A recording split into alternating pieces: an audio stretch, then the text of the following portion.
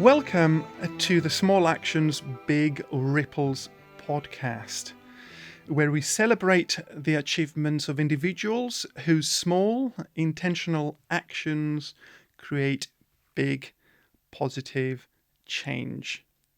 In these very first episodes, I am thrilled to welcome friend and collaborator Chris Taylor, the visionary behind SY.gigs, a series of alternative music events in Shrewsbury with a mission to promote mental well-being and foster community connection through live music and the creative arts. We will find out what inspired Chris to start SY.gigs, the impact of these special live music events on the local community, and his vision for the future.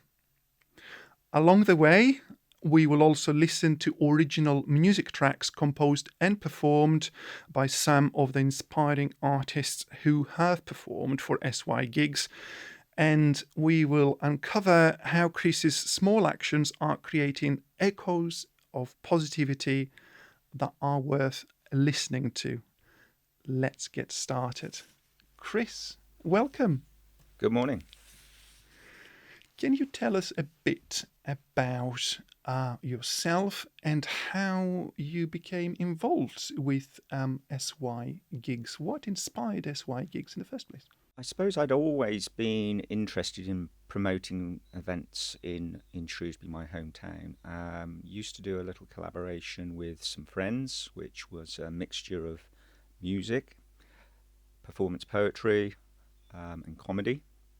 And that kind of came to its natural conclusion, and I just wanted to really continue to pursue the thing that was most passionate to me in those aspects, and that was music. And it just seemed that Shrewsbury had a lack of alternative, diverse offerings. So I thought, why not give it a go? And I suppose it was also at the end of the pandemic, we were starting to think again about going out and exploring culture, which we hadn't been exposed to for a few years. And I thought, you know what, I'm a little tired of commuting. So I thought maybe this is the opportunity. So that's where the original seed came from. Of course, it's fine to have the seed, but then you've got to act on it. And the real challenge has always been in Shrewsbury is where can you put alternative music on, and that's a whole different aspect to the challenge, but we've overcome that over time. Brilliant. And where did the name SY.gigs come from? So it's not complicated. SY obviously is Shropshire based, and gigs says it really very clearly, so it's something that immediately hopefully resonates.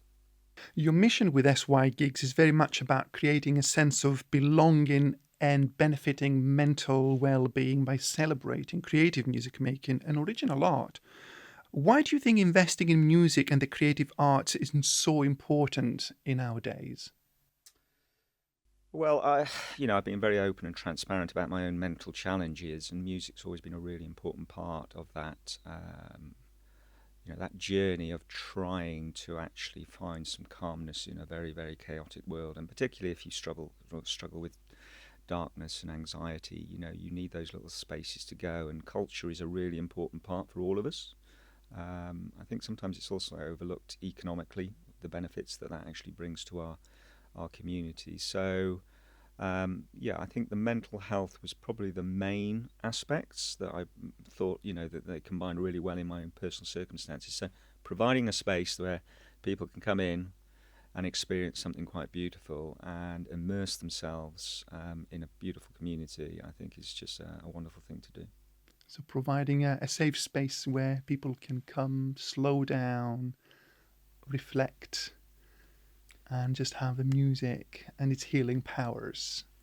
Yeah, I think so. It's absolutely about mindfulness. There's a lot of talk about it, but actually, if you think about your own experiences of going to music events, and certainly mine, having been to quite a number of concerts and gigs over the years that I can remember, it's very unique to find a space that you can go and sit and immerse yourself with complete distraction. There's also always, I should say, those incidental aspects of noise, chatter, and these events again are unique in that regard. It's about having time, not just the audience, but also the artists. And this is why they've become really popular in the creative, artistic circles, and why they want to come and play, these particular concerts for SY.gigs, is because they have a dedicated audience that is switching off and really immersing themselves for that time that they are performing.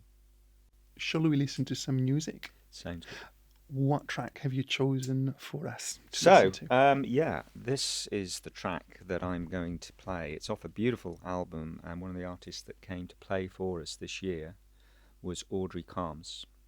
And I was introduced, actually, and again, another interesting part of the story is that, whilst I probably go out and research and find some of the artists myself, what I've loved about the community as it's grown in Shrewsbury is that people who've started to come to the concerts give me recommendations, and this is one of the artists that was recommended to me by a lovely friend now who's been part of that community. So I reached out to Audrey from Paris, so she came over on the Eurostar and she came all the way up to Shrewsbury for her only concert. But the track is called Micro Macro. Let's listen to it.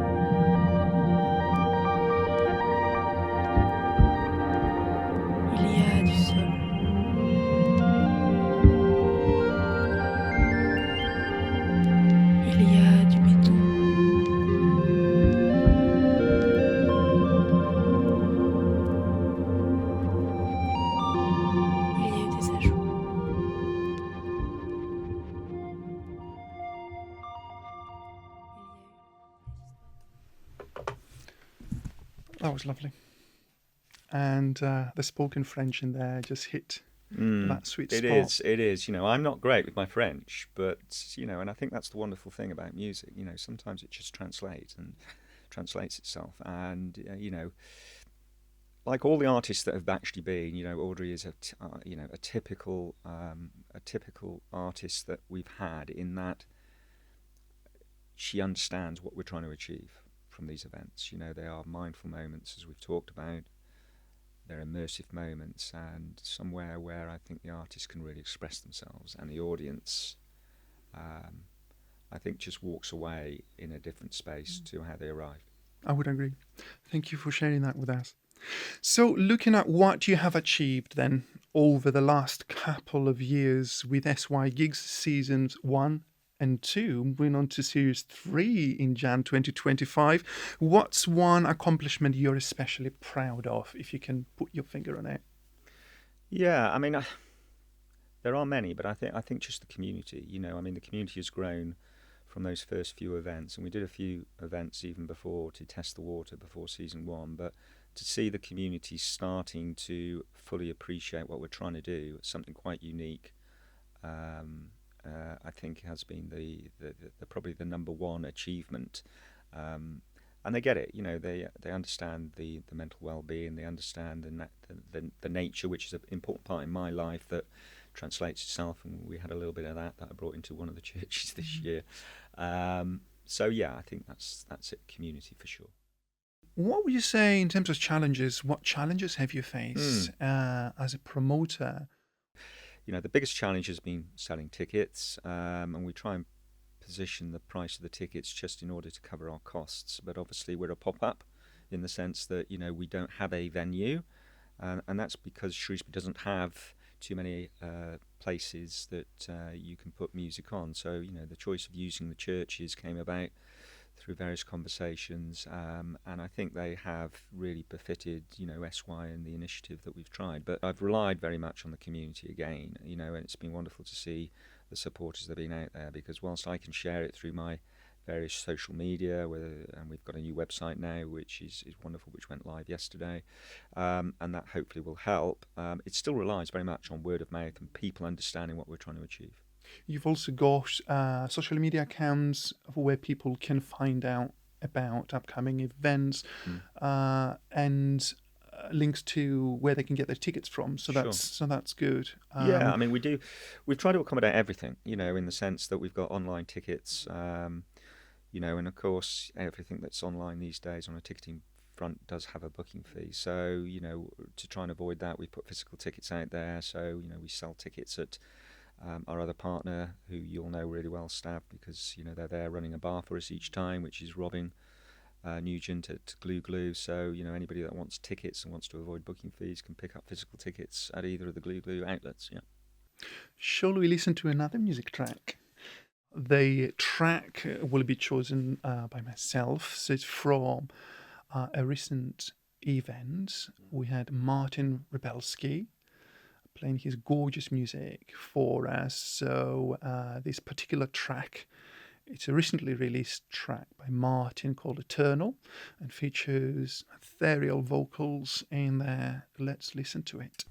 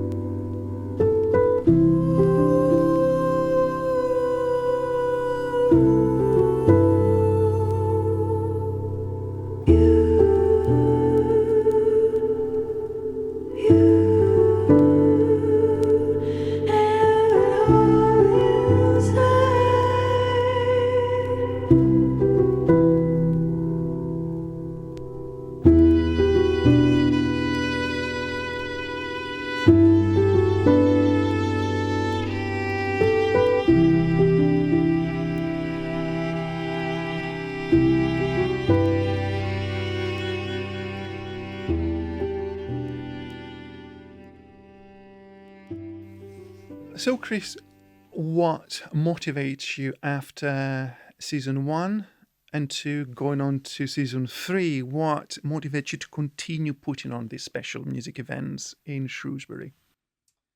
Yeah, I mean, I must admit, we talked a little bit about the selling, and there were moments that I did start to doubt myself when, whilst they've sold really well and we've had a few sellouts, my anxieties, sometimes creeping, and as a consequence of that, I was starting to wonder, should I do another season? But we finished, I think, with some wonderful events and the encouragement from the community, and there seems to be a real enthusiasm to do another season. So season 3, just seemed to be an appropriate thing to do. Shall we listen to another track I to think take so. us to the end of this episode? What track have you chosen for us, Chris? So let me just lean down here and just show you. So this is another beautiful record, and this is from Adam Scrimshire. And Adam, like lots of these events, they don't just come out of the blue. I I spend quite some time, I suppose, in dialogue, so it probably takes, like next year's events have probably all been finalised almost, and we're already starting to, or I'm even considering a season 4. So, you start these conversations, they take, over a year probably, and Adam was one of those. And again, Adam came about through another relationship. So Megumi, another, in the same way that Julian put me through on to the connection point around Audrey Carnes. Exactly the same with Adam, and we built that relationship up over a period. And I love this particular record so much, and it's called Music for Autumn Lovers. And if you remember, Stav, I spent a bit of time going in the hedgerows, picking out some beautiful autumn colours, and we dressed the Unitarian Church for this particular performance.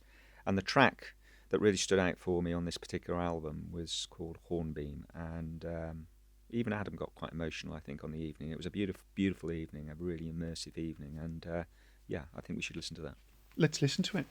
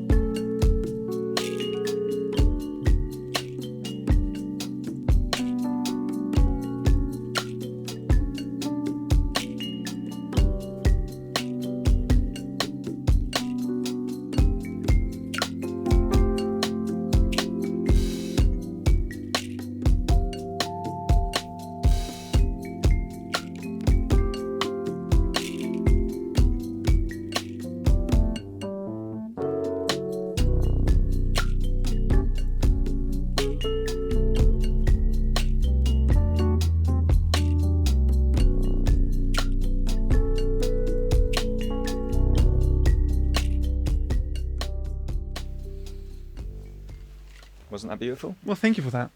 That's great. Well, that was a wrap for this episode of the Small Actions, Big Ripples podcast. Thank you to Chris Taylor for being my guest today and for sharing his inspiring journey as a music promoter and how his vision to create a sense of belonging and support mental well-being through music has led to the inception of SY.gigs. If Chris's story has inspired you and you would like to attend future events, be sure to visit the SY.gigs website or follow on social media to find out about the upcoming gigs, the featured artists, and buy your tickets, of course. It's only with your support that these special events can continue to make waves that cut through the noise and help us slow down and take a moment to reflect on what is important in our lives. If you enjoyed this conversation, look out for future episodes and more inspiring stories of people like Chris who are driven by their passion and commitment to creating social impact. Until next time, keep taking those small actions. You just never know how far your ripples will reach. Thanks for tuning in, and we'll see you in the next episode.